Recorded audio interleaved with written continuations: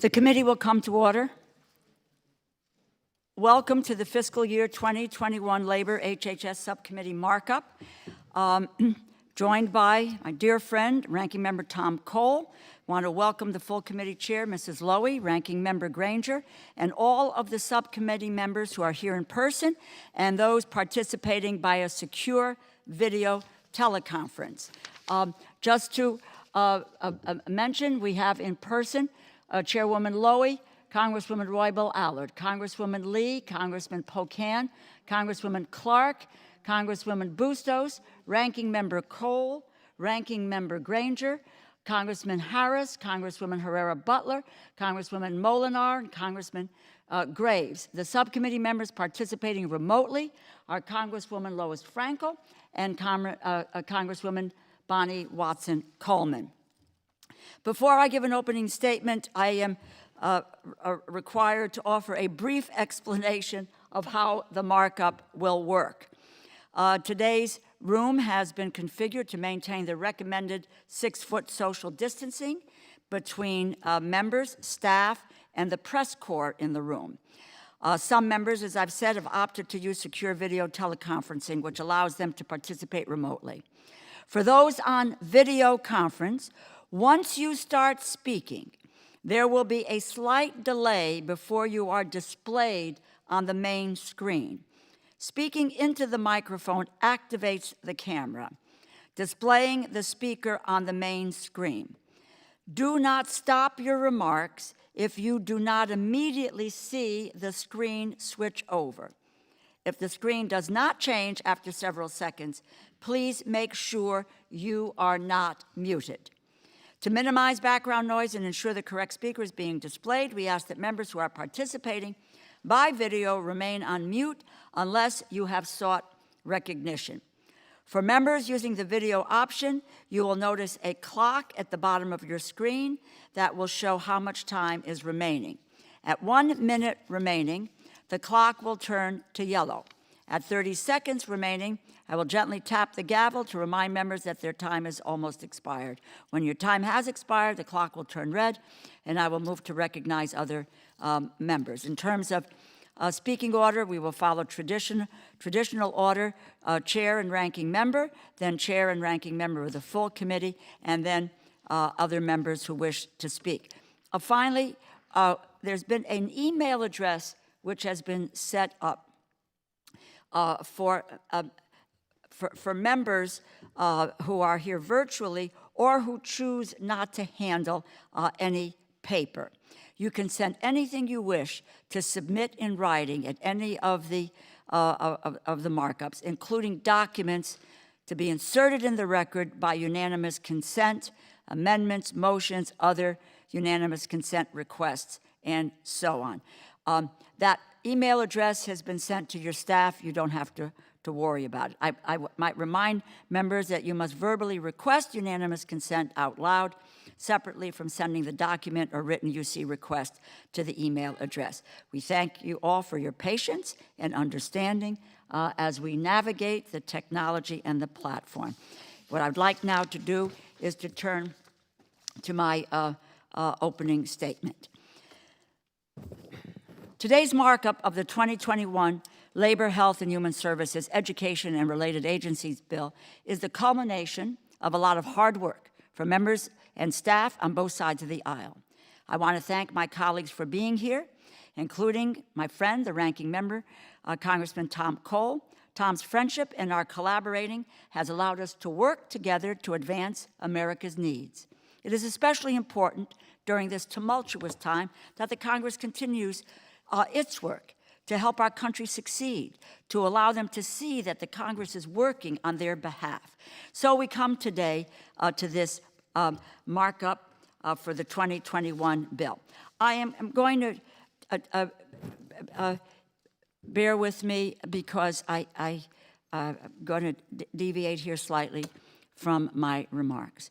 Yesterday in the Ag Subcommittee, I had the opportunity to recognize my dear friend Nita Lowy.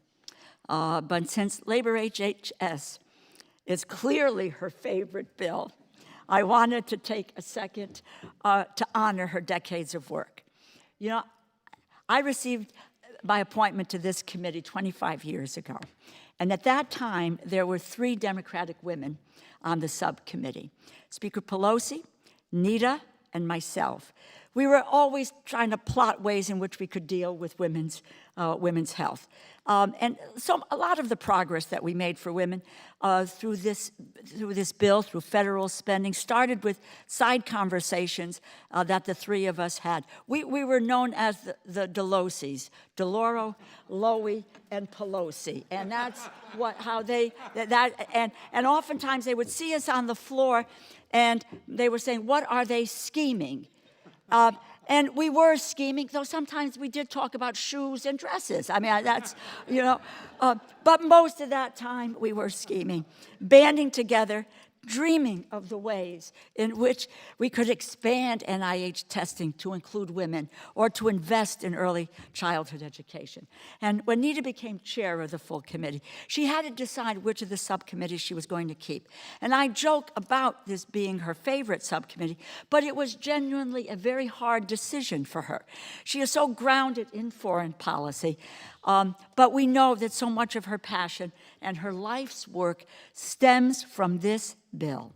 From access to quality education, to the protections of working men and women, to the after-school programs, Nita Lowy has made this nation and the world a far better place because of her commitment on this subcommittee. I will miss her. We will all miss her. This is her last markup with Labor HHS, but our friendship will endure. I love you, Mrs. Lowy. Thank you, thank you, thank you for always being there for me and for others. And I might add that when my mom passed away, New Haven, Connecticut, for the funeral service, Nita Lowy was right there. So thank you very much, and thank you for allowing me to really honor our good friend and our chair. For 2021, the chair's mark includes $196.5 billion in overall funding. That includes an increase of $2.4 billion above the 2020 enacted level and $20.8 billion above the president's 2021 budget request. Now more than ever, it is our job to give people a better chance at a better life. We will address the numbers, but it is also critical that we speak about what they mean for our communities, what they reflect of our mission. And Labor H and its programs are at the center of the health crisis and the economic crisis, both of which have exposed serious disparities. The virus continues to spike, 2.9 million cases, tens of thousands of new cases are reported each day, 130,000 people in the United States have died. The coronavirus is the biggest public health crisis we have experienced in the last century, and yet, just a few days ago, the president said 99% of cases were, quote, totally harmless. That's not true. And to be frank, the response, the administration's response to the coronavirus pandemic has been inconsistent, it has been incoherent, and above all, I believe it has been dangerous. In a typical public health emergency, and historically, the response would have been led by the CDC, the nation's foremost public health agency based on science and public health expertise. However, the administration has sidelined the CDC in our response to the pandemic and chosen political expedience over public health. As a result, the U.S. has had the worst response to coronavirus of any country in the world. And honestly, when I said that to Dr. Redfield just a few weeks ago, I know that several in this room thought I was off base, but we're looking at the numbers now. What they were in March when we had a state of emergency and what they are now on July 7th, 2.9 million cases and 130,000 deaths. It's particularly egregious because our public health system should have been better prepared than almost any other in the world. But I'm proud that in the absence of leadership from the White House, the Congress has stepped in. And since March 6th, the Congress has passed 4 emergency supplemental appropriation packages. The Labor Age Committee is at the center of responding to COVID. COVID-19. And we have appropriated $280 billion for education, for health, for working people. And I want to recognize and thank my colleagues and the ranking member, our colleagues on the other side of the aisle, because we passed those bills in a bipartisan way. We could add another $300 billion in the HEROES bill, $197 billion in health, $100 billion in education, $3.1 billion in labor. And we hope the Senate will pass the HEROES Act and that the President will sign it. With this chair's mark, we are building on those emergency and supplemental packages.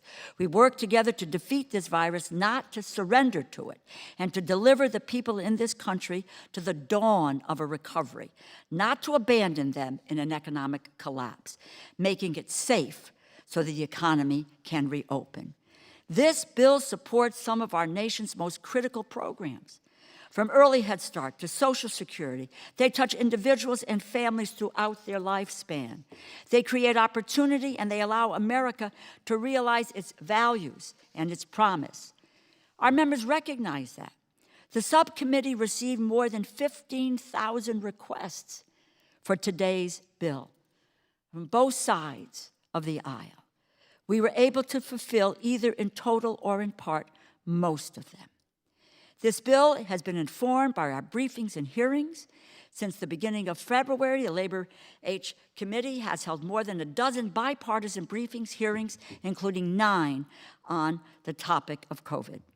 So working together, building on the efforts we have made together thus far, we advanced today's bill, making investments for the nation, for health, for education, for good-paying, safe, and secure jobs, and to address the disparities in these areas that have been exposed by this virus. It's the mission of this bill. Let me move to the overview. Health, we've provided approximately $96 billion for programs at the U.S. Department of Health and Human Services. It is an increase of $1.5 billion over the enacted level for 2020. In the bill, we seek to do more to help our constituents to access new cures, new treatments, new research, new protections to help them and their families live healthier lives. To fight Alzheimer's, cancer, opioid addiction, antibiotic-resistant infections, gun violence, to support food safety, address maternal health, eliminate HIV/AIDS. Our nation faces health disparities. We seek to address them. For early childhood programs in today's bill, we include an increase of $150 million for Head Start. It's an increase of $100 million for childcare, and an increase of $25 million for preschool development grants. The first few years are essential to long-term outcomes for kids, but for our children to survive, we have to support them at this vulnerable time of crucial development, especially when the twin health and economic crises we are facing have either disrupted their lives or have possibly exposed them to hardship, to poverty, to hunger, or to trauma. So we invest in quality and affordable early childhood education and child care. I don't know if folks have read the Washington Post on Saturday, July 4th. Front page headline, lack of child care slowing recovery. Working parents swamped at home. Productivity slump pinned on school and centers closing. The child care crunch triggered by the pandemic has rapidly become a crisis for workers and companies, hindering the economic recovery. It disproportionately harms women, and it threatens to leave deep scars for years to come. So on child care, not in this bill, we have put together standalone emergency bills. I introduced a bill with many in this room to provide $50 billion for a child care stabilization fund within the existing Child Care and Development Block Grant.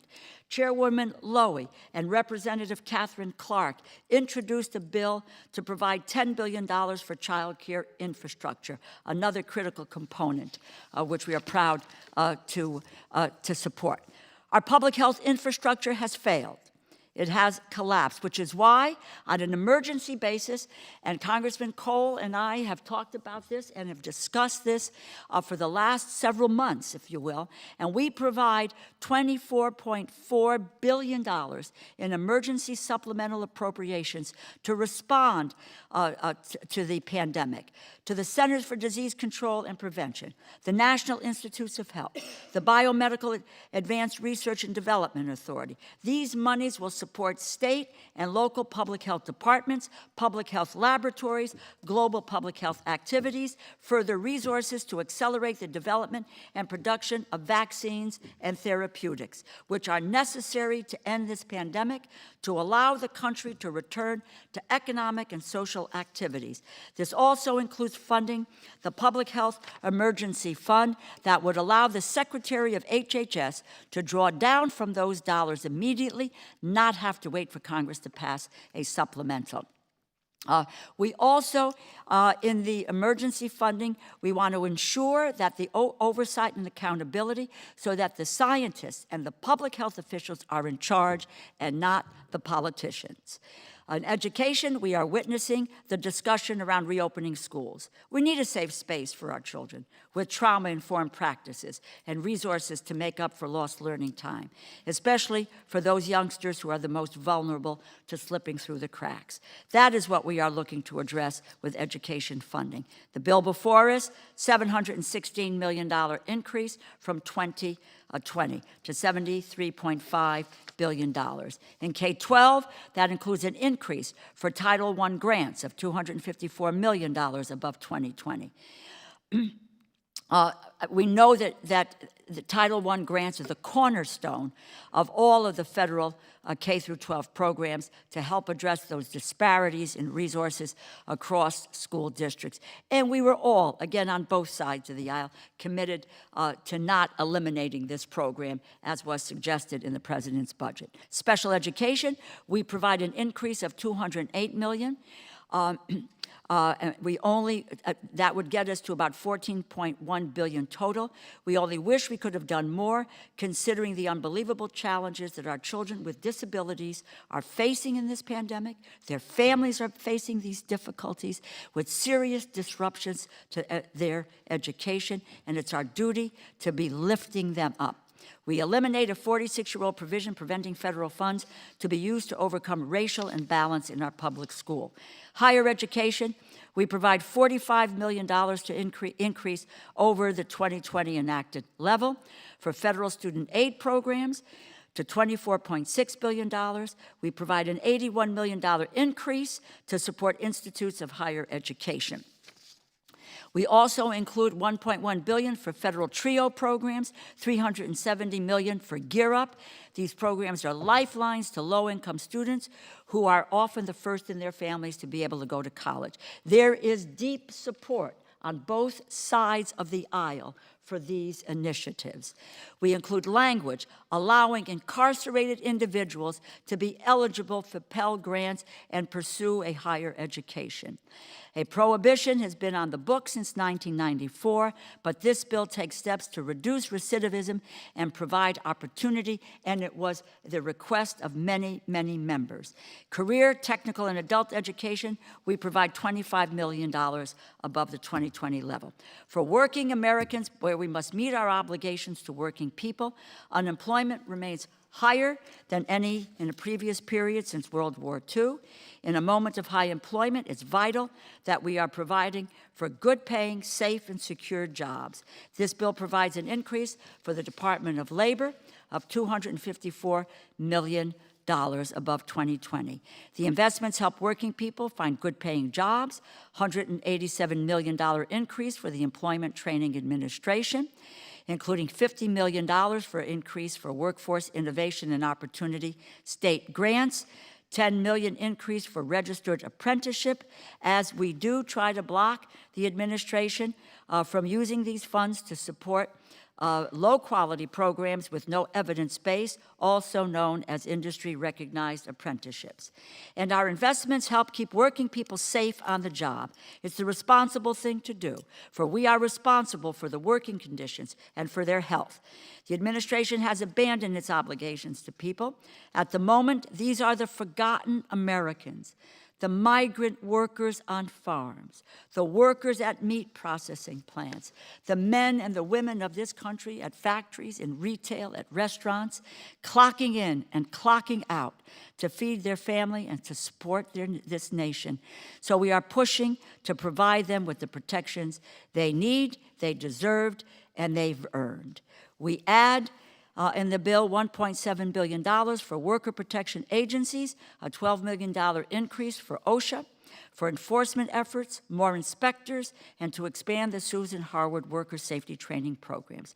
We provide funding to help states meet the unprecedented demand for unemployment insurance and include $925 million in emergency contingency funding to help states deal with the massive spike in claims. And finally, it is vital that we provide this money for the people, but to ensure that it gets to the people.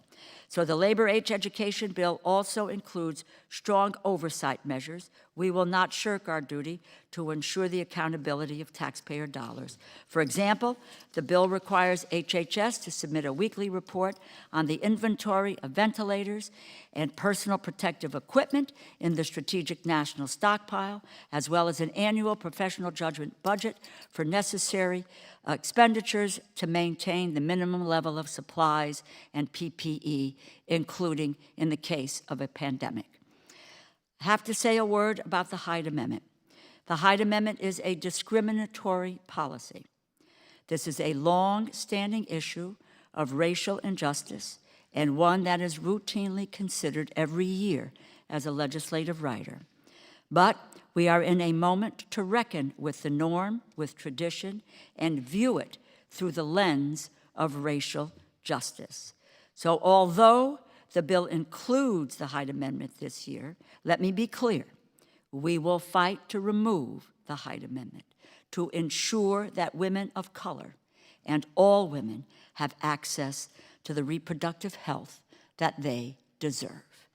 I'm proud to be a member of this institution because of what we can do in moments like these, in moments of crisis, where federal leadership is vital, yet missing.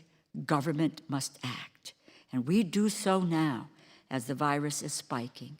With this funding bill for 2021, we are building on our emergency response to provide emergency investments and long-term investments.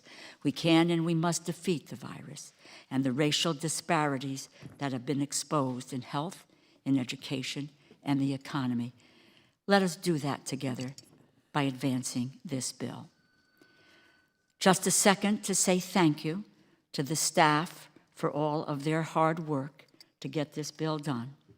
To the majority staff, Brad Allen, Jared Bass, Jennifer Kama, Robin Giuliano, Jackie Kilroy, Lori Mignon, Stephen Stiegleiter, and Philip Tizani.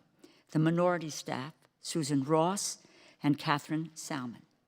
To my personal staff, Letty Medeiros, Liz Albertine, and Caitlin Peruccio. Oftentimes, members take your work for granted. What we do here does not happen by alchemy. We can only do it with your help and your support, and we thank you. And now it's my pleasure to turn to my colleague, the ranking member from Oklahoma, for whatever opening remarks he would like to make.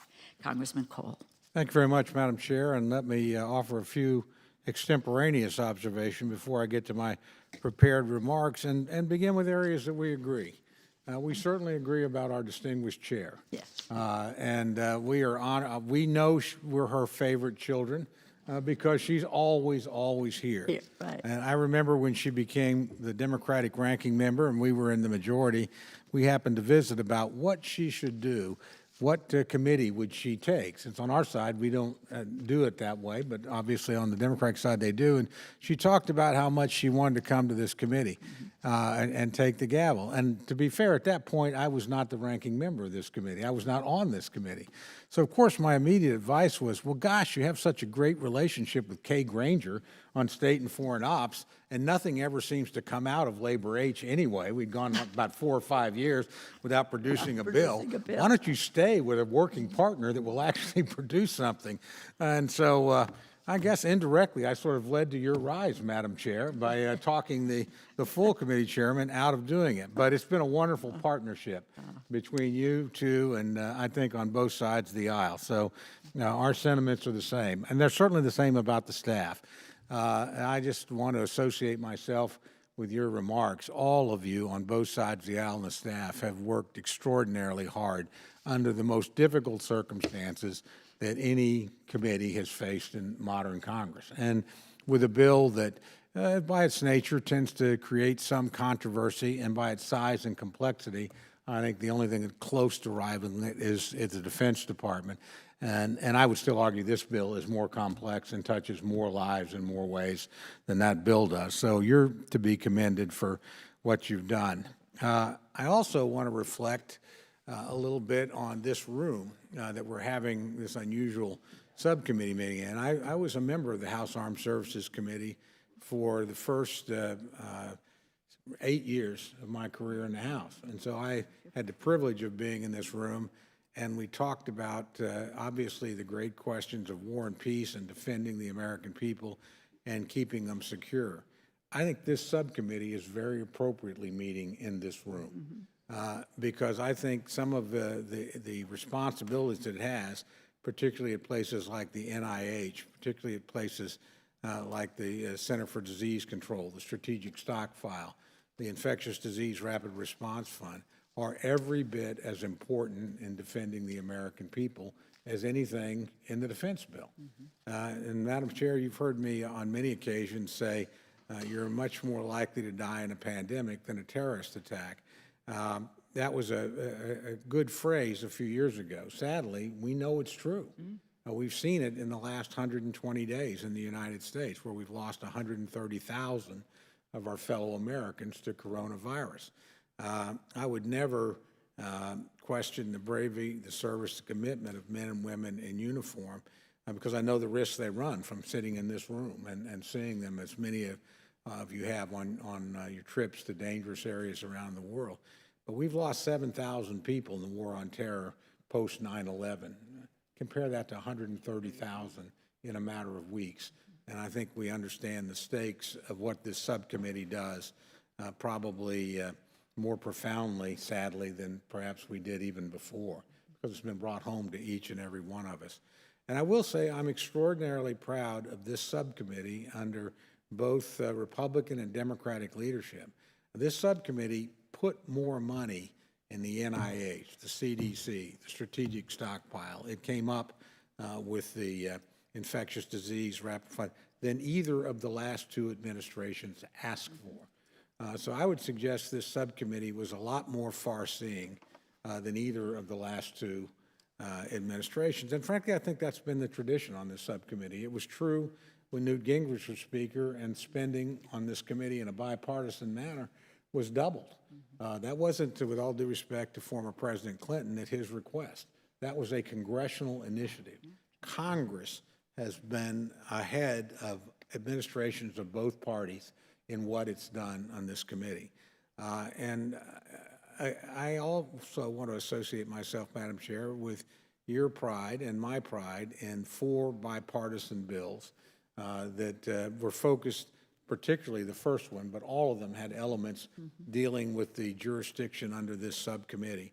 And the fact that we came together, look, there was certainly some negotiation. This is politics. This is an election year. There might be a sharp elbow thrown here or there along the way. I know that's a shock to everybody. But the reality is Congress, in a polarized period, in a difficult time, came together in an extraordinary way in a national emergency and did 4 bipartisan bills together. I know my friends wanted to move faster than our side did to go to a fifth, but I'm pretty confident we'll get to a fifth. And if we don't, shame on us. I think another one is necessary. Hopefully we'll get that done before we all leave here on the August break. And I know that there's a lot of challenges associated, but again, the work of this subcommittee will be at the forefront of a lot of those kind of decisions. So there's a lot of areas, as my friend from Connecticut knows, distinguished chair, where we agree. I will take exception. Again, we do not have the worst response in the world. I'm sorry. I look at the numbers, and we have the third biggest population on the planet.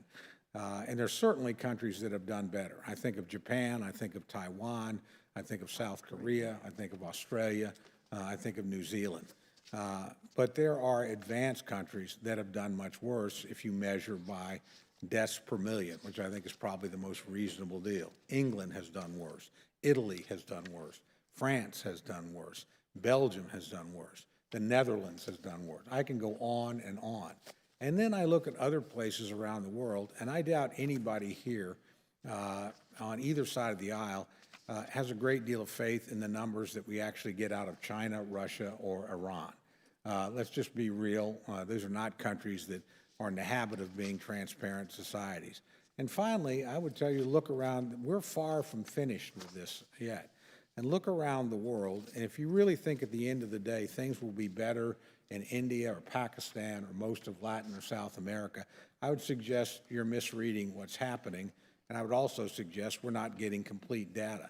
Not because those countries want to deceive us. In many cases, they're friends and allies and work to be transparent countries, but they don't have anywhere like the public health system we have in terms of collecting data or statistics.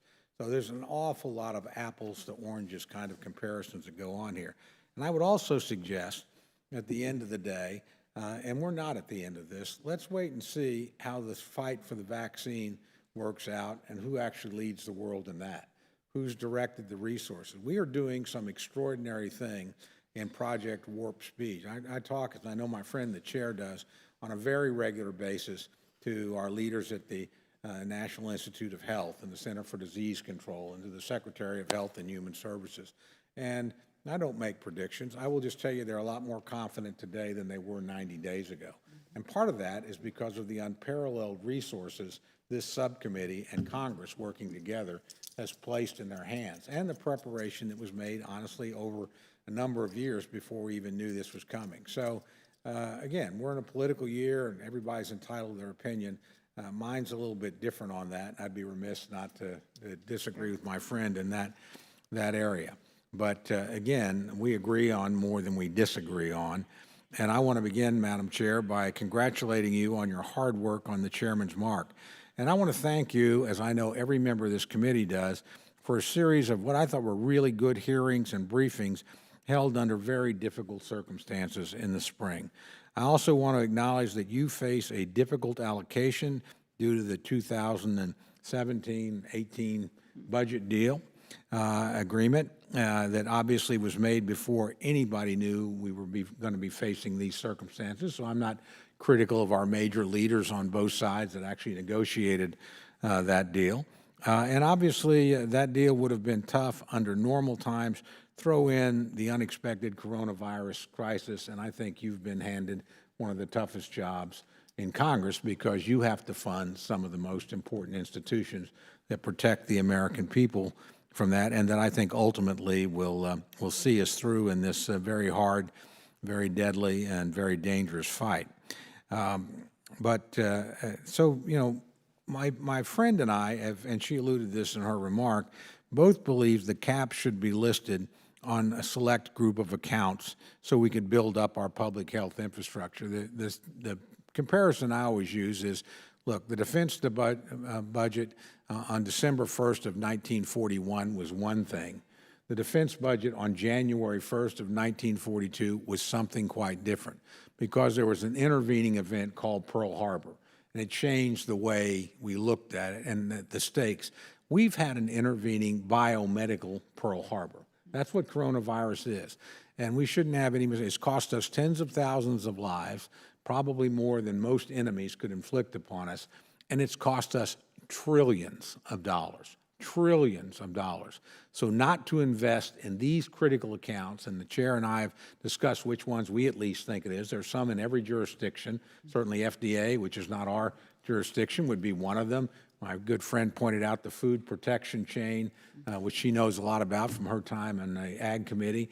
So there's a series of accounts that I think really we ought to pull out and back and say, this isn't going to apply. Let's do what we need to do within these accounts. And honestly, let's do a much bigger part of it in the baseline so that we not only deal with the crisis, but we begin to construct the long-term system that we need to protect the public health of the American people. But so far, that idea has not been taken up by the administration or leaders in either chamber. So for the moment, we've got to live within the budget parameters we have. I want to recognize, Madam Chair, the balanced approach you took in the bill, taking priorities of members on both sides of the aisle into account. Nevertheless, in its current form, the bill contains several concerning provisions that I'm unable to support. And while I do plan to offer amendments in the full committee markup, I certainly do not plan to offer any here today. I was pleased that the bill continues funding for our important public health programs and infrastructure, including the Infectious Disease Rapid Response Reserve Fund. We saw how crucial this fund was just a few months ago when it enabled the CDC and the administration to respond to the coronavirus immediately without waiting for supplemental appropriation from Congress. As our country continues to fight against coronavirus, it's critical that we continue to support public health entities as well as continue our sustained investment in biomedical research. I'm also pleased that the bill continues to increases in a number of important education programs, which my friend the chair knows I support. That includes TRIO, Gear Up, Impact Aid, special education for disabled students, programs for Native American children, as well as Head Start. I would suggest, as literally our distinguished minority leader wrote in a recent op-ed, we don't get our school and our care for children right, we won't restore the economy. Parents aren't going to come back to work unless they know their children are in a safe and protected environment. So I think those are wise investments in addition to the investments that you've made in the area of public health.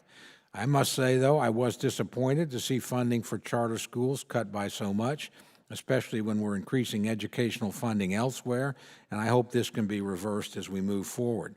I was also extremely disappointed to see that almost the entire increase for the National Institute of Health is provided in the form of emergency spending. As I've said many times, continued steady growth at inflation plus rates, building on what we have done in bipartisan, bicameral investments over the last several years in our nation's biomedical infrastructure is making a difference. And it's this investment that will ultimately lead our researchers to find cures and treatments for maladies such as cancer, Alzheimer's, Down syndrome, and other diseases and afflictions that plague our people and people all over the world. The increases provided over the last 6 years have positioned the NIH to begin rapid clinical trials for a vaccine for the current coronavirus pandemic. And it's vitally important this funding continues to prepare the nation for our next challenge. I fear that using an emergency designation that has not been agreed upon by the other body and the administration is creating a false sense of accomplishment, and that when these emergency funds don't materialize, NIH will be left with an increase of only $275 million at its base budget to go into conference with the other body. That's barely 1/10 of the levels we have been able to achieve together over the last 5 years. Given the funding constraints we are operating under, I think this will make it extremely difficult to continue the trajectory that we've been on for funding this important agency, and I think that's unfortunate. But I do pledge, Madam Chair, because I know you share my opinion, to work with you as we go through this process to see if we can get that number up as we deal with the administration and with our friends and colleagues in the other body. On matters of policy, I was pleased that the bill continues the longstanding provisions that protect human life and other constitutional rights, particularly the Hyde Amendment. This subject we know we disagree, but I take it as a matter of good faith that you left it in there to know that makes it possible for us to reach a deal, not just in our own chamber, but across the rotunda with our friends in the United States Senate. Retention of those protections are vital to ensuring a successful conference agreement that can be approved by both bodies and signed into law by the President. I was, however, disappointed to see language inserted throughout the bill that ties the hands of the administration in many ways. The bill forces a return to the Obama-era policies in Title X family planning programs. The bill ties the hands of the administration by not allowing them to enforce regulations and waivers that protect deeply held religious beliefs of institutions that provide vital services funded in this bill. The bill forces the administration to reinstate grants awarded to controversial grantees during the Obama administration, such as Planned Parenthood. It requires all family planning grantees to provide information on abortion to all pregnant women they serve, regardless of their religious beliefs. The bill prevents the administration from enforcing regulations relating to labor policy that can improve job training programs and clarify the meaning of a joint employer relationship. Finally, the bill restricts funding and micromanages the way the HHS administers the Unaccompanied Alien Children program. These limitations will need to be addressed in a bipartisan manner as the process moves forward to avoid a presidential veto. I'm confident we can do that because we've done it before, 5 times in a row. In closing, while the bill does fund many good things, I remain concerned that the extensive use of emergency funds and some of the other budget gimmicks will make it very difficult to negotiate a final bill with the other body. Although, as I said, I temper that with the fact that we've been able to do that 5 times under your leadership and under my leadership in united government in a partisan sense and divided government in a partisan sense. It's a record we can be proud of. I believe additional emergency spending for coronavirus needs to be negotiated as part of a freestanding supplemental and not part of the labor HHS 2021 package. And I fear the reliance on emergency funds to shore up base spending at the NIH and the CDC is setting us up for a year-long continuing resolution, something I very much hope to avoid. But I want to end on a positive note. I want to thank the gentlelady and her staff again for all their hard work. I pledge to work with you, Madam Chair, in good faith as we proceed through the legislative process. Working together, you and I have passed this bill through Congress and avoided a continuing resolution for 5 consecutive years. It's a record to be proud of. It's my sincere hope we can do so yet again. And with that, Madam Chair, I yield back my time. I want to say thank you to you, Congressman Cole, for your comments. And I now would like to recognize the chair of the Full Appropriations Committee, Congresswoman Nita Lowey. Well, I thank you, Chair DeLauro, and just a brief comment, because the Delosi team, as we were known at the time, was up to all kinds of special activities, which we won't share here today. There's so much I remember from those days. I remember, because women's health was so very important to all of us, and I remember the time we discovered that even the lab rats at the NIH were all male. And we were very concerned at the time, and many of our bills focused on equity in women's health research between men and women. So we were concerned, and we took action, and we stayed with it, and we made some changes. But we still have to keep up with it because it slips sometime when the research is just on the male rats rather than the female rats. I could tell many stories, which I won't, but we had quite a time on that committee, and it was difficult for me to make those difficult decisions as to whether I would chair this committee or Foreign Ops. But then I became chair of the whole committee, so they're all my children. That's right. And I really, during my years, I'm going to keep this short, during my years in the Congress, got to love all the committees, because as you work on each of them and you get involved in each of them, you're so proud of the work we do as members, and to see the commitment from all of us on each of the issues makes me proud. Sometimes most of the time it's upsetting when I realize that the public just doesn't get it.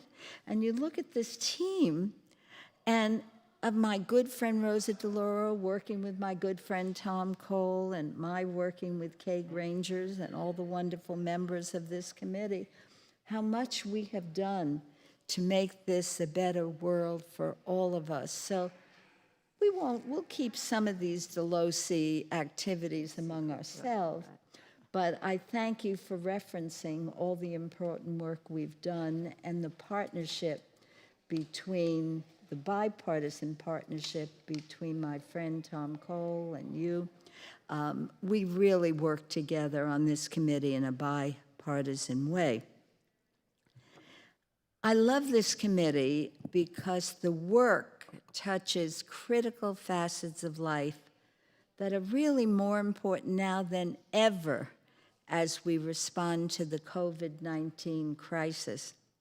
Whether it's the medical innovations that will lead to cures and vaccines, investments to strengthen public health infrastructure, or support for schools, college affordability, childcare, or workplace protections, the bill before us builds on our commitment to invest for the people.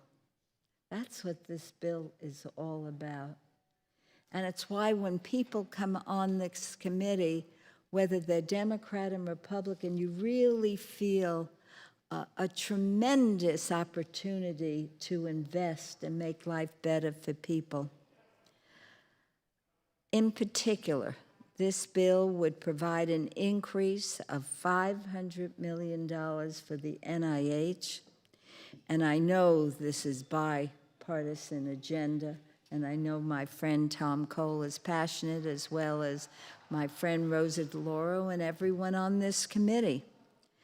$5 billion in emergency spending for research, including to fund research projects that were interrupted by the COVID-19 pandemic.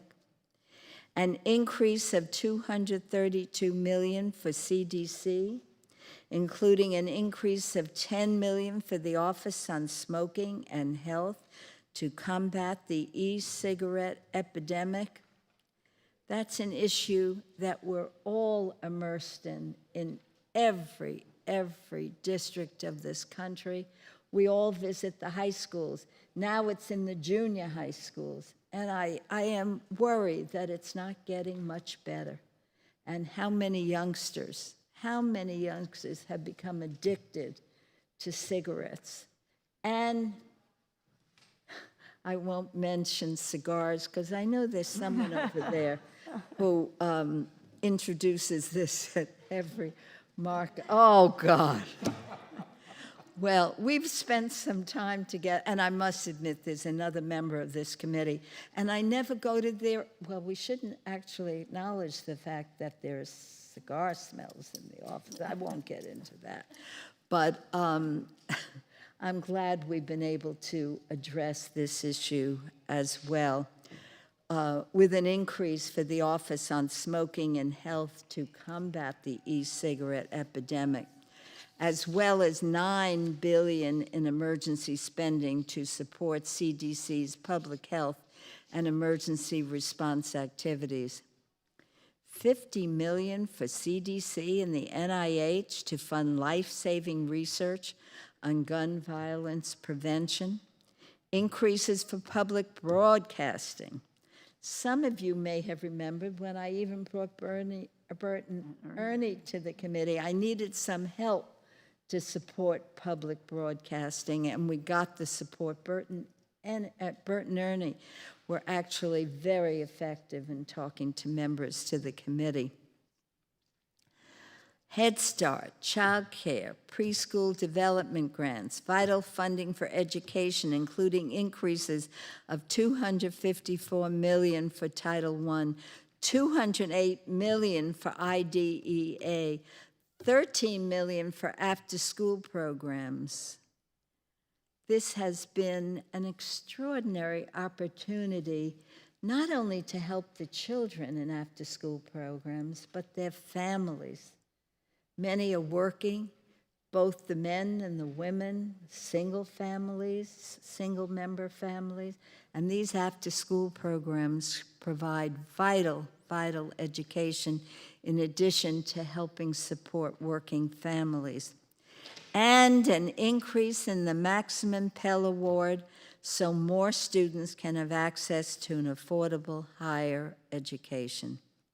The bill would also reject the domestic gag rule, ensure that Title X grantees are selected on the merits, not a political ideology, and prevent providers from discriminating against patients. I knew that my good friends would go into a lot of detail, and you're right, I love this bill. It is dear to my heart. There's so much to talk about, but thanks to your very in-depth descriptions of the bill by both Chair DeLauro and my good friend Tom Cole, we will go on and discuss this bill further at other times. So let me just say I look forward to moving this bill through the appropriations process. I thank my friends for all the work you've done, and to all of my wonderful colleagues who've made a very wise selection by choosing to serve on this outstanding committee. Thank you again, my friend, a member of the Delosi team, for all the work that we have done. Thank you. Thank you, Congresswoman Lowy. And it gives me great pleasure. You know, Congresswoman Granger and I was often asked a while ago if I've worked with members across the aisle. And it was about helicopters and Russian helicopters, Kay Granger. But thank you. You are truly, I know of your relationship with Congresswoman Lowy, and it's an honor and pleasure to serve with you and just yield to you whatever time you need to. Thank you very much. I'll be brief, not because I want to be brief, but you used up all the time, and so I.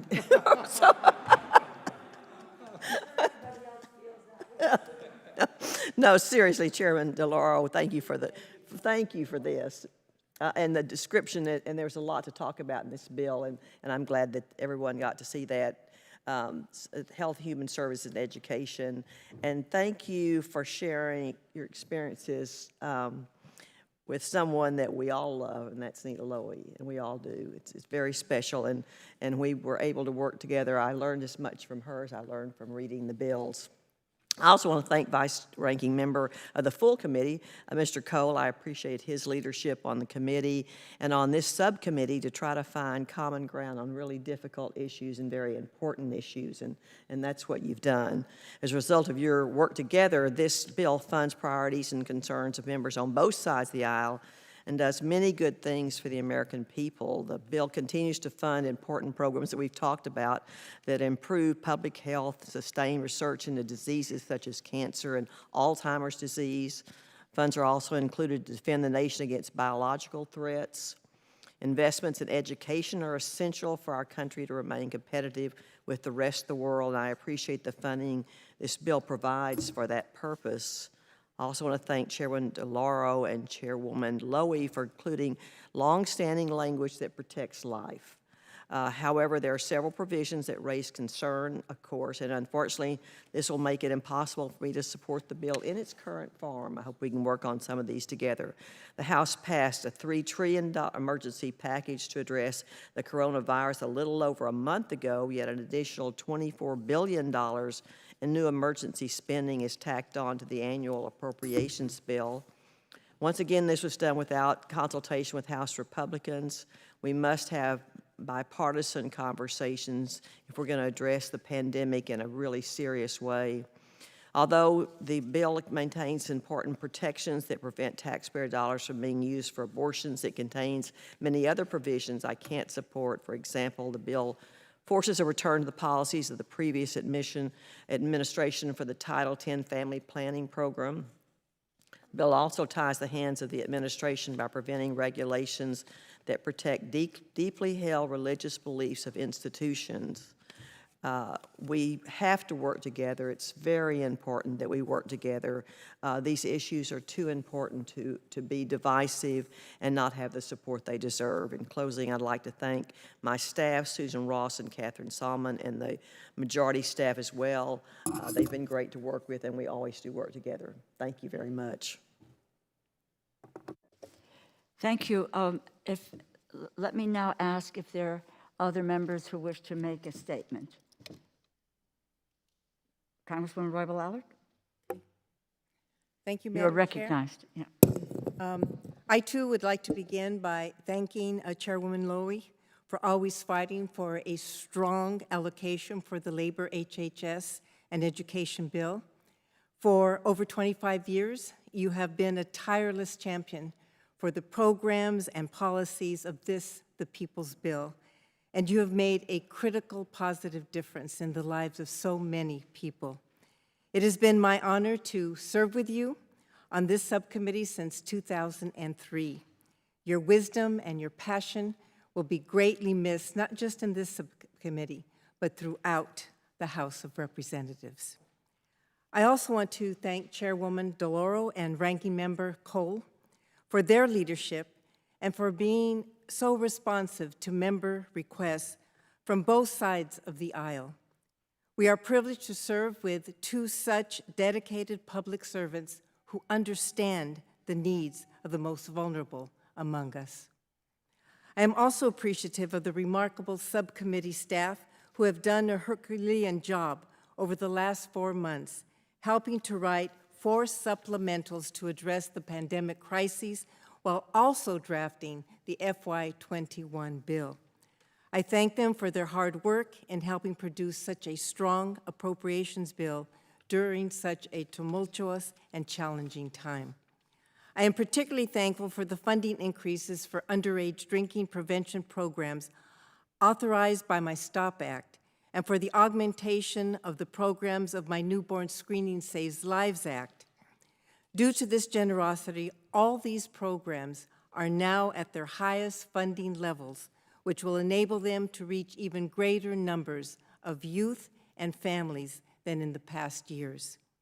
I also want to acknowledge the many strong investments the bill makes for mothers and babies, including large increases to the Maternal Child Health Block Grant and the Healthy Start program, the robust investments in maternal mortality reduction and breastfeeding support, and the carve-out to increase the diversity of the midwifery workforce. These strong allocations will move us closer to the goal of ensuring healthier outcomes for mothers and babies in all our communities. Finally, I am grateful for your commitment to strengthening our public health system in this bill. The unprecedented multi-year investment for CDC will ensure we are not only able to overcome the current COVID crises, but that we will also have the necessary infrastructure and resources to address all future public health challenges. You have crafted a bill which upholds our promise to Americans by investing in workers' needs, supporting the education of their children, and ensuring all our families and communities have access to quality health programs, and I am proud to support this FY21 Labor HHS Appropriations Bill. I yield back. Yes, Congressman Graves? Thank you, Madam Chair, and I'll be brief, but I couldn't help but smile just for a second in the conversation about gender equality on the committee and the efforts here, and to want to compliment Mr. Pocan as the only male species representative on your side. You're doing a great job. Keep it up. They're after you. Be careful. Be careful. No, Madam Chair, just real briefly, and I wanted to thank you and your staff and your team and Mr. Cole and his team for accommodating a lot of the requests that I had and our office had. Some things were very important to us. And not only just considering and giving us the consideration and thought, but also including many of those. And then there's still one outstanding item that I know we're having a great conversation about. That is, I want to share with this committee before we get into full committee. that's of great importance to the entire Georgia delegation, bipartisan. And it would be really important to me, and I know Mr. Bishop, when we get to full committee, to have the opportunity to offer an amendment, whether through a manager's amendment or otherwise, to recognize former Senator Isaacson in the renaming of a building at the Centers for Disease Control and Prevention after him. You may know, and I appreciate the comments about the investment in the CDC. It is located in Georgia, but there's been no greater champion, I think, here than Senator Isaacson, and he and I have just a really unique intersection of history. Had it not been for him, I probably wouldn't have been involved in politics, and not many people know this story, but the very first political event I ever went to in my life was a Senator Isaacson event back in college. And it was not expected in any way, because I was in college, and a buddy of mine invited me to go because his dad was going. And you know what it's like in college, you're just looking for a free meal maybe and you know, some refreshments. And I went. And I'll tell you about that night because I think it's so important, and it really defines who the man is and why he deserves his tribute, is that night I was apolitical, just a college student, just scrapping through life. And it was an election night for governor. It was November of 1990. And it didn't turn out the way he planned. I didn't know much about the race, didn't really keep up with it. All I know is that night, when a person who had given all he had in front of hundreds of supporters had to stand before them and accept the outcome of an election. And it was that night that I saw a person of just great warmth and acceptance. He's not one who blamed others or cast doubt or threw stones. Instead, he encouraged and he uplifted and he moved forward. And he captured me that night, and not only myself, but I know many others. And so it was because of him that actually I paid a little more attention to elected officials and politics and elections and campaigns and character of individuals. And there's no better person that could deserve this tribute than Senator Isaacson. So I hope we get that opportunity, myself and Mr. Bishop, to honor the entire Georgia delegation with that at some point in the committee. Thank you, Madam Chair.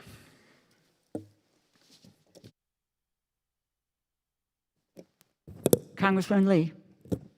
Thank you very much, Madam Chair. First of all, let me take a minute to salute our chair, who I have had the privilege to serve with also as chair of the State and Foreign Operations Subcommittee, and had a chance to speak a couple of days ago. And I just want to say once again to you, Chairwoman Lowy, that first of all, I'm going to miss you tremendously. Secondly, I want to just thank you for really understanding the importance of racial diversity and being a champion for low-income women, for women of color. Also, just on the State Foreign Ops Committee, as I said earlier, thank you for really understanding that the Caribbean and Africa and Latin America deserve the type of attention and funding priorities and policy directions that we can provide to insist that we lead in global security and peace. So thank you very much. And I've learned a lot from you, and I look forward to our continuing work together. Let me thank Madam Chair, Congresswoman DeRosa, for putting forth this bill and for really putting many of the priorities in the agencies which have been underfunded as it relates. And I have to talk about this because I do at each and every hearing, but I think in this moment, to talk about racial equity and justice and closing disparities based on race and ethnicity, and how many government funding priorities must be addressed and seen through a racial equity lens, because we have to address systemic racism. And this committee, intentionally or not, oftentimes makes decisions on funding priorities which really allow for example, health disparities relating to people of color, which is glaring under COVID-19. We don't fund the Office of Minority Health, National Institute of Minority Health, all our REACH program, everything that addresses health disparities. But you have really helped tremendously in your leadership. In this bill, for example, we have an increase in $6.3 million for the Office of Minority Health. an increase of $7.8 million more for the National Institute on Minority Health and Health Disparities. So many people can't figure out why we're seeing so many Black and brown people die and contracting the coronavirus right now, when in fact we should have been investing millions and millions and millions more. And so I just want to thank you for understanding that and putting us hopefully on the right track to make sure that these underlying conditions on health disparities are no more. Also, I want to thank you for really looking at the funding for increased research on diseases that specifically impact people of color, such as sickle cell, lung disease, such as lupus, heart disease, COPD, all of those issues and underlying health issues we can address through this budget and through funding priorities. And so under your leadership and your fighting for increased allocations, I think will really begin to help reduce these health disparities in terms of the diseases that specifically affect Black and brown people in this country. Also, the social determinants of health care as a priority. Poverty is one. And thank you for making sure we include the 10-20-30 formula that addresses persistent poverty. Of course, many of these counties and census tracts people of color live in, and they're disproportionately, in terms of numbers, impacted by persistent poverty, which are underlying social determinants for the health disparities, which we see each and every day. So once again, your broad view and your understanding of how to begin to dismantle policies and funding priorities that, quite frankly, are perceived as being racist can be dealt with right in this bill, and you truly understand that, and I thank you for that. Finally, I just want to thank you for making sure, as Pro-Choice Caucus co-chair, making sure that the Hyde Amendment, which disproportionately impacts women of color, is seen and understood as a racial justice issue, because it is. When any policy discriminates against anyone, in this instance is Black and brown women, it's an issue of racial justice, and it has to be dismantled. It has to go away. And so we've got to figure out how to do that, because more and more people now, not only Black and brown people, but people throughout our country are beginning to recognize what systemic racism is and how it is manifested in the policies and programs of this government. And this committee has a real responsibility to respond and to do the right thing and to make sure that there is truly equal justice for everyone in this country, and that means Black lives also matter. So thank you again very much, Madam Chair, for that. Thank the gentlelady, and recognize Congressman Harris. Thank you very much. And I just want to say it's been a pleasure working with the chair of the full committee, the gentlelady from New York, where I was born and raised. But so it's always comfortable being with another New Yorker at some point. And the chair of the subcommittee, who shares a passion for health care that I share as well. We don't always agree on things. We certainly aren't going to agree on the Hyde Amendment, I'll tell you that. But it's always wonderful to work with people who share a passion for the health of America. Look, we obviously live in a very interesting time, to say the least. And this subcommittee's importance is so clear now to the American people in the context of what is the first pandemic in a century. But I am going to associate myself with some of the remarks from the gentleman from Oklahoma. We knew about the risk of bioterrorism and a pandemic before it was cool to think about it. So I recall last year, for instance, we took a pretty clear position on, for instance, increasing the funding for the Strategic National Stockpile, which of course the Senate didn't agree with what we thought was, the increase that we thought was necessary. Retrospectively, we were absolutely right. That, as the gentleman said, the risk of us dying from bioterrorism pandemic is probably greater than the risk of us dying from a kinetic war. And yet our budget for the Defense Department is 100 times more than our budget for BARDA, maybe, or for things that we do there. And we have to think about that going into the future. With regards to what this committee does and how important the American people should realize some of these funding things, the care of COVID patients And I know the president came under criticism for the 1% remark, but he was absolutely right in terms of what the infection fatality rate is now. We thought it was going to be 3%, 5%. In fact, in China, it was 6.6% at the onset. And the international agreement now is that it's going to be between 0.5 and 1%. And given Dr. Redfield's transmission to Congress that we may have only diagnosed 1/10 of the patients, of the cases that are actually out there, that our infection fatality rate in this country might be less than 0.5%. So 1 in 100 is actually, 99% is actually an overestimation. Less than 1% of people will die from it, and it's because of what this committee has done. For instance, in the therapeutic field, we have funded the NIH. We've increased the funding to make sure that we have research. When we needed research on convalescent plasma, which is so effective now, and used in people who are on ventilators, who are at risk of dying, that will decrease the death rate. The use of remdesivir, accelerated through a public-private partnership with the NIH and funded through it, will decrease the fatality rate when given earlier, before people are on a ventilator. Dexamethasone, a drug I would routinely use in the operating room, it's pennies a dose, decreases the death rate by 1/3 in patients on ventilators. That's astounding. We have VIP analogs. There are new therapies out there that are just going to make it much less deadly than we first thought. Now, that being said, we have 130,000 deaths. That's a significant number of people. And our mission should be to make sure that death rate goes as close to zero as it can, and it's because of the work of this committee.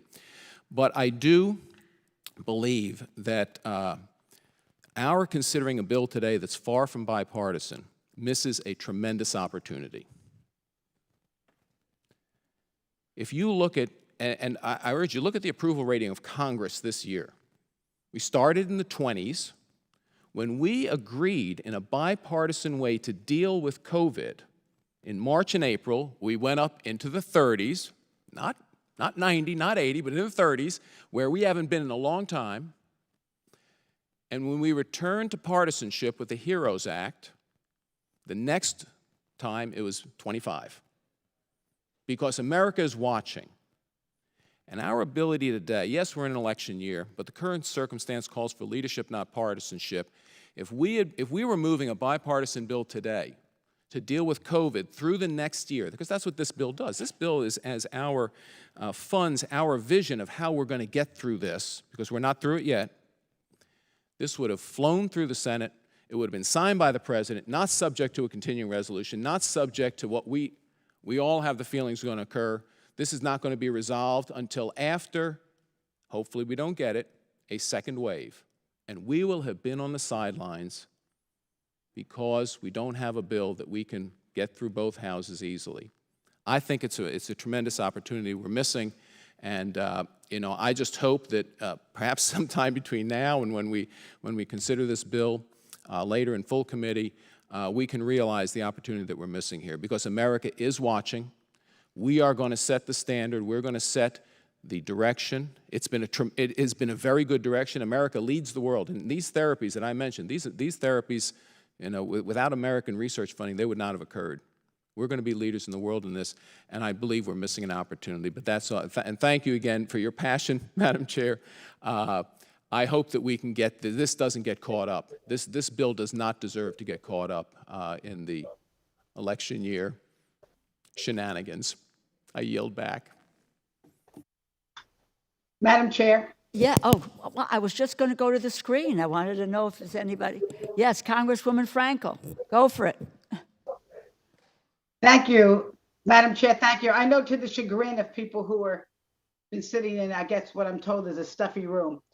But let me thank you, Madam Chair, and the Ranking Member Cole for your leadership, and of course, Chairman Lowy, who I got to salute in my last subcommittee meeting. I just thank you again for your years of fabulous leadership.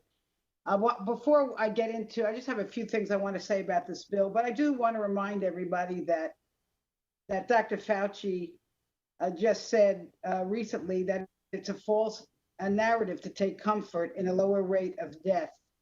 So while I appreciate all that we do in this committee, and we do a lot to fund our healthcare system, I think I would like to join our chair lady's comments, wishing that our president would show better leadership.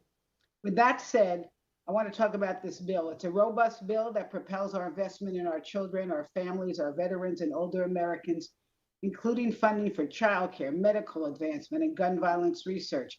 I want to highlight 3 other issues. First, millions of Americans are currently out of work with the highest unemployment rate since the Great Depression, families unable to pay their bills, buy their food, or prescription drugs. And unfortunately, many state unemployment systems are antiquated and unable to respond to the need.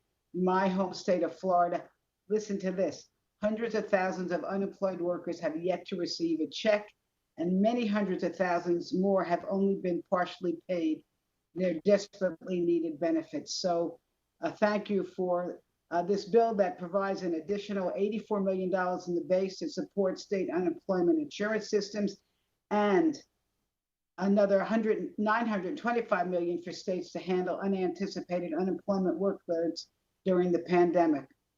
Second, COVID-19 pandemic has had a devastating impact on the health of our seniors. This is especially true here in South Florida. Older Americans are particularly vulnerable during this public health crisis and have faced higher hospitalization, mortality rates, and they are encouraged to isolate themselves to keep themselves safe. And extreme social isolation can make loneliness, stress, and mental health challenges such as depression and anxiety even worse. And this pandemic has made it more difficult for many seniors to obtain basics such as food and to fill prescriptions and to be physically active. And it's also made it harder to receive the full care from caregivers. So I'm glad to see that this bill provides funding to the Centers for Disease Control to expand its healthy aging work, to promote the health of older adults and coordinate services. And third, I want to just highlight some remarks, Madam Chair and Representative Lee, concerning women and access to reproductive care. Women, not politicians, must be in charge of their own reproductive destinies. So in this bill, thankfully, Title X Family Program continues to be funded, and the administration is required to carry out the Title X family planning as it was intended, stopping Trump's senseless domestic gag rule in its track, which has been defunding Planned Parenthood all over this country. Madam Chair, I look forward to the day we can ensure that all women have access to full reproductive care, regardless of their zip code or their income. And with all that said, I am proud to support this excellent bill as we move it to the full committee, and I yield back. I thank the gentlelady. Is there anyone else on this side? No?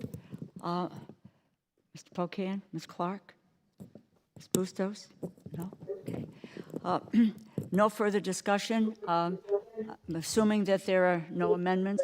Mr. Ranking Member, thank you. Well, with no further discussion or amendments, I now would like to recognize Congresswoman Roybal Allard for a motion. I move that the bill be favorably reported to the full committee. All those in favor? Aye. Aye. Opposed? No. Okay. Aye. Okay. Madam Thank you. The ayes have it. On that, we would request the yeas and nays. Okay. Let me get a list of the members here. Okay.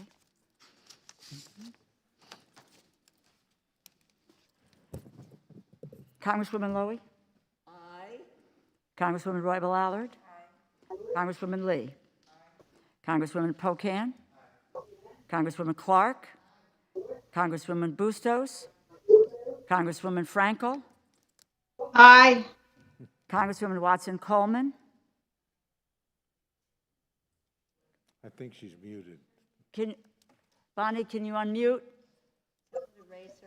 Just, yeah. Raise your hand if you're aye. Okay, got it. We go back to, okay, thank you. And the chair votes aye. Congressman Cole? No. Congresswoman Granger? No. Congressman Harris? Congresswoman Herrera Butler? Congressman Molinar? And Congressman Graves? Okay. It would appear that the...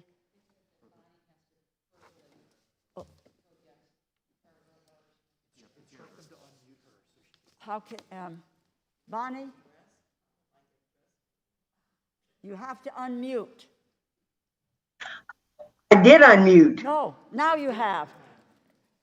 How do you vote? and I'm yes on the bill. I am Thank yes you. on the All bill. right, we got that. Thank you very, very much. Pardon? Yes, no, I voted. I voted.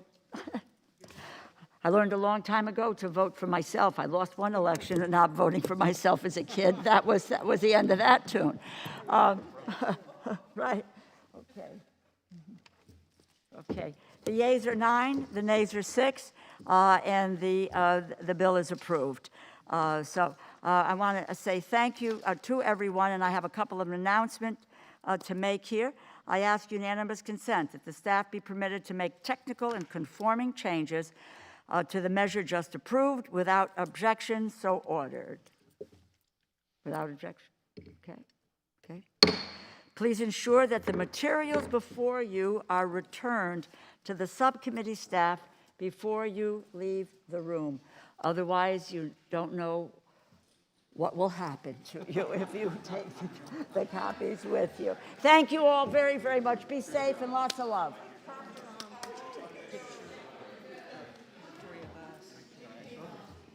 Need